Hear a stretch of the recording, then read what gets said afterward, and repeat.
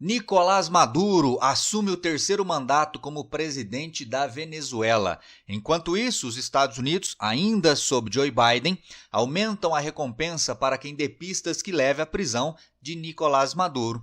Donald Trump, que assumirá a presidência nos próximos dias, faz um alerta: que nada de mal aconteça aos líderes da oposição venezuelana. O que será que Donald Trump pensa em fazer em relação à Venezuela? Se você ficou interessado neste tema ou deseja saber mais sobre os principais assuntos das atualidades, geografia ou geopolítica, já sabe, me acompanha no canal. Faça sua inscrição, já deixa o like nesse vídeo e vem comigo. Minha gente, hoje é sábado, 11 de janeiro. Ontem, sexta-feira, dia 10, o Maduro tomou posse. Está aí a manchete. Maduro assume terceiro mandato como presidente venezuelano. Líder chavista tomou posse em meio a contestações sobre resultado eleitoral e tensão com a oposição. Então vamos relembrar. No último mês de julho foram realizadas eleições na Venezuela e boa parte da comunidade internacional acusa Maduro de ter fraudado as eleições, ou seja, muitos aí afirmam que ele de fato perdeu a eleição, mas uma vez controlando boa parte dos poderes legislativo e judiciário da Venezuela, ele conseguiu manipular os números e declarar-se vitorioso. Do outro lado está o candidato Edmundo González, que afirma ter sido vitorioso. Inclusive, o grupo político que ele representa afirma ter conseguido acesso a algumas das atas eleitorais que confirmam a vitória dele. Ele tem um mandato contra ele de prisão na Venezuela, por isso ele já está há alguns meses vivendo na Espanha. A Espanha concedeu asilo político a ele. Mas nas últimas semanas, como forma de aumentar a pressão internacional para que Maduro aceite o resultado das eleições como derrotado, e permita assim a posse de González, ele, o Edmundo González, fez uma peregrinação por vários países, inclusive passou aqui na América Latina por Argentina, foi até o Panamá. No Brasil ele não veio. E esteve também nos Estados Unidos para angariar apoio dos Estados Unidos da América. É a foto com Joe Biden. E ele vinha prometendo que estaria na Venezuela ontem, no dia 10, data da posse, para que ele sim assumisse o governo daquele país. Mas ele não foi à Venezuela. O grupo político dele, o partido dele, entendeu que não era seguro e que se ele pisasse na Venezuela, muito provavelmente ele seria preso. Então eles preferiram adiar essa tomada de posse aí, se é que de fato irão tomar posse na Venezuela aí nos próximos meses ou anos como novo governo daquele país. Eu acho improvável, mas já a gente fala mais disso. Por falar em Joe Biden, o Biden anunciou essa semana, às vésperas aí da posse do Maduro, anunciou o aumento da recompensa para quem dê pistas que leve à prisão do Maduro. Tá aí, Biden aumenta a recompensa por captura de Maduro. Agora o valor é de 25 milhões de dólares. Então, se você que aí me assiste tem alguma pista, se você viu Nicolás Maduro em algum lugar aí da sua cidade, informe o FBI. Você pode ganhar uma recompensa de 25 milhões de dólares. Já dá para pagar as contas do fim de ano, hein? Mas enfim, minha gente, brincadeiras à parte, dá uma olhada no restante aqui da manchete. Ao mesmo tempo que Biden aumenta a recompensa pela captura de Maduro, ou seja, não reconhece a vitória dele, não reconhece como presidente da Venezuela, olha o mas na sequência, mas os Estados Unidos mantêm licenças de petroleiras na Venezuela. Então aqui mais uma vez a velha e conhecida hipocrisia dos governantes. Não, eu não te reconheço como líder deste país, mas eu tenho muito interesse pelo seu recurso natural, pelo seu petróleo nesse caso. Lembrando que a Venezuela é a maior reserva petrolífera do planeta, ou possui a maior reserva petrolífera do planeta. Não confundir com o Oriente Médio, O Oriente Médio, enquanto região, é o local que abriga mais recursos petrolíferos. Mas, do ponto de vista individual de países, a Venezuela é o país que mais tem esses recursos. Beleza, beleza. Aqui nesse mapa é possível identificarmos como boa parte dos países aí vem lidando com essas eleições na Venezuela, com esse novo governo aí que teve início ontem de Nicolás Maduro. Nessa cor alaranjada ou meio amarelada aqui, bege, são os países que reconhecem a vitória de Nicolás Maduro. Então, destaques para a Rússia, China Esses dois aqui em especial são os dois grandes responsáveis, inclusive, por darem sustentação ao regime de Maduro. Se não fosse o apoio desses dois, muito possivelmente Maduro não estaria mais no governo daquele país. Mas cito também outros países. Aqui o Paquistão também reconhece, o Irã, a Turquia, Madagascar, na América Latina, a Bolívia, vizinha a nós, Brasil, e também Cuba, Dominica, Nicarágua, entre outros. Nessa cor vermelha ou meio avermelhada, são os países que reconhecem a vitória de Edmundo González, ou seja, que contestam a vitória de Maduro. Então, destaque para Estados Unidos, a Argentina, além deles, o Canadá, o Peru, lá na Europa, a Itália, apenas a Itália. E nessa cor azul, os países que não reconhecem nenhuma coisa nem outra, ou seja, não reconhecem nem a vitória de Maduro, mas também não reconhecem a derrota dele, ou seja, não reconhecem a vitória da oposição de Edmundo González. Aí aparece o Brasil, está aqui.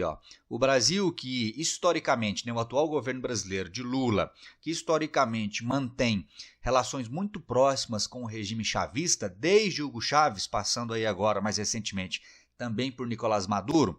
Desde as eleições do ano passado, o Brasil tentou intermediar as eleições, garantindo que as eleições fossem minimamente justas e transparentes, mas o Maduro acabou não cumprindo com os acordos de Barbados, realizados no final de 2023, e aí as relações entre Lula e Maduro meio que azedaram, né? Por isso o Brasil está entre os países que não reconheceram a vitória dele. Apesar de não ter reconhecido a vitória de Maduro, o Brasil optou por adotar uma estratégia protocolar, ou seja, o Brasil não enviou nenhuma alta liderança para a posse de Maduro, o presidente Lula não esteve presente, mas o Brasil esteve formalmente representado por esta senhora aí, que é a embaixadora do Brasil lá em Caracas, a senhora Gilvânia Oliveira. Então, qual parece ser a estratégia do Brasil?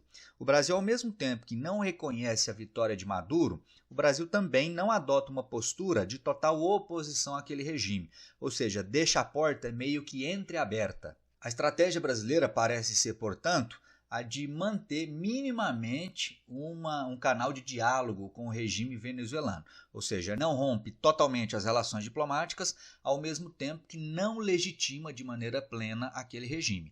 O argumento é que isso é necessário para que o Brasil mantenha as relações comerciais com a Venezuela e é importante lembrar, gente, que o Brasil assumiu o controle das embaixadas do Peru e da Argentina lá em Caracas. Ou seja, o Brasil é responsável por garantir a segurança dos cidadãos argentinos e peruanos que lá estão. Se de uma hora para outra o Brasil rompe essas relações totalmente com a Venezuela, a segurança dessas pessoas passa a ficar comprometida. Então, por esta razão e por questões também econômicas e para manter a porta diplomática aberta, o governo brasileiro entende, por exemplo, que até para poder exercer algum tipo de influência, poder, por exemplo, influenciar numa possível transição para a democracia na Venezuela, é necessário que esteja aberta essa porta de diálogo. Então, por isso aí, esse morde-a-sopra do atual governo brasileiro. Ao mesmo tempo que não reconhece, envia a embaixadora para participar da posse, falando, nós estamos aqui, não reconhecemos você, mas podemos conversar normalmente, continuamos sendo dois países com relações diplomáticas. O que você que aqui me assiste acha desse tipo de postura? Ela está correta ou não? O Brasil deveria, talvez por um lado, romper totalmente relações diplomáticas, como boa parte dos políticos de direita aqui no Brasil defendem. Ou, por outro lado, o Brasil deveria reconhecer plenamente a vitória de Nicolás Maduro, como muita gente da esquerda defende. Ou o caminho certo é esse caminho do meio que o Brasil tem adotado? Deixa para mim nos comentários o que você pensa sobre isso. O Donald Trump, que assumirá a presidência dos Estados Unidos no próximo dia 20, fez ontem um alerta em suas redes sociais. Tá aí, Trump avisa a Venezuela para não prejudicar a líder da oposição. Olha o que ele disse, o que escreveu em suas redes sociais. A grande comunidade venezuelano-americana nos Estados Unidos apoia esmagadoramente uma Venezuela livre e me apoiou fortemente. Esses lutadores pela liberdade, aqui fazendo referência a Maria Corina Machado, líder da oposição, e ao Edmundo González, o candidato que se diz vitorioso na eleição. Ele fala, esses lutadores pela liberdade não devem ser prejudicados e devem permanecer seguros e vivos, alertou Trump. No primeiro mandato do Trump, ele havia reconhecido como presidente da Venezuela legítimo o Juan Guaidó. Lembra desse personagem? Inclusive, muitos países mundo afora também o reconheceram como presidente legítimo da Venezuela, até mesmo à época o governo brasileiro sob Jair Bolsonaro. Porém, o tempo foi passando, Juan Guaidó nunca decidiu nada em relação à política venezuelana e acabou caindo no esquecimento. Então, muito possivelmente, gente, vai acontecer a mesma coisa agora. Muitos países estão aí reconhecendo Edmundo González como presidente venezuelano, inclusive nas redes sociais dele aparece Edmundo González, presidente da Venezuela. Só que, na prática, quem manda na Venezuela é o Nicolás Maduro.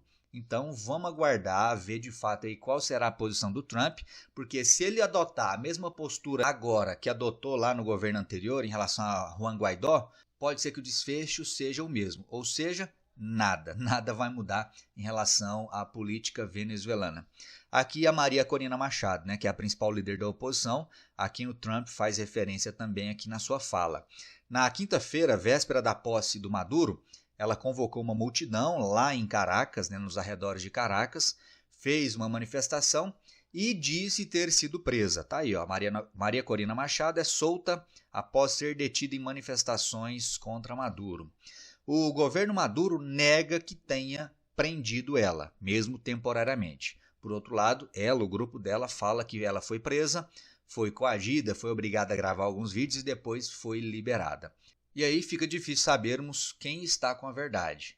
Ela foi de fato presa a mando do regime venezuelano ou ela e o grupo dela forjaram essa prisão como forma de tentar aumentar a pressão internacional sobre Maduro? O que você pensa sobre isso? Deixa para mim aí nos comentários. Se você gostou desse vídeo, deixa o like. Se não gostou, deixa o dislike. Dá uma conferida também nas informações presentes aqui na descrição do meu vídeo.